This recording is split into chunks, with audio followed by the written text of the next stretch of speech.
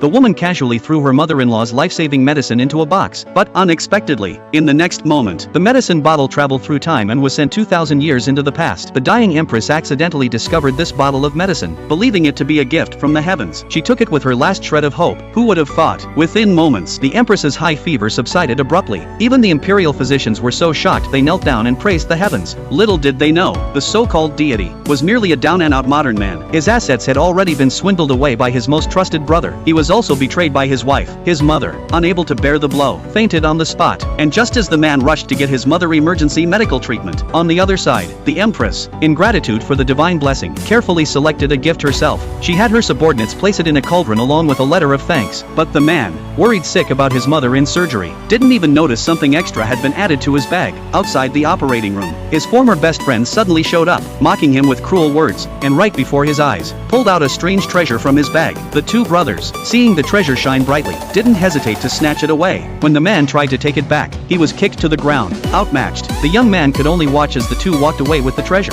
Fortunately, a small, inconspicuous brazier was left behind. The man picked up the brazier and inspected it closely. To his surprise, he found a letter handwritten by the empress. Only then did he realize this brazier was actually an artifact that connected the ancient and modern worlds. And on the other side, the empress was overwhelmed dealing with the plague. He quickly wrote back, saying he could help resolve the plague, but needed the empress to send some valuable items in exchange for resources, because he couldn't even afford his mother's medical bills at the moment. Upon receiving the message, the empress was overjoyed. She immediately decided to select some treasures from the national treasury to send to him. The man took the empress's treasures to an appraisal event. Unexpectedly, he ran into his former wife and brother there. It turned out they had also brought the treasure they had stolen from his bag for appraisal. At first, the experts were already amazed by their white jade bracelet. However, when the experts saw the phoenix hairpin the man brought out, they were so excited they jumped up. This was no ordinary antique, but a priceless artifact of historical significance. The man was immediately declared the winner of the appraisal event. The former brother and wife were furious, their faces turning pale, but there was nothing they could do. The man successfully converted the treasure into a large sum of cash, and began frantically buying antibiotics and masks, planning to send them back to the past to treat the plague. Meanwhile, the prime minister was leading a group of officials in rebellion, claiming that a woman ruling as emperor had angered the heavens, and that the plague was a punishment from the gods.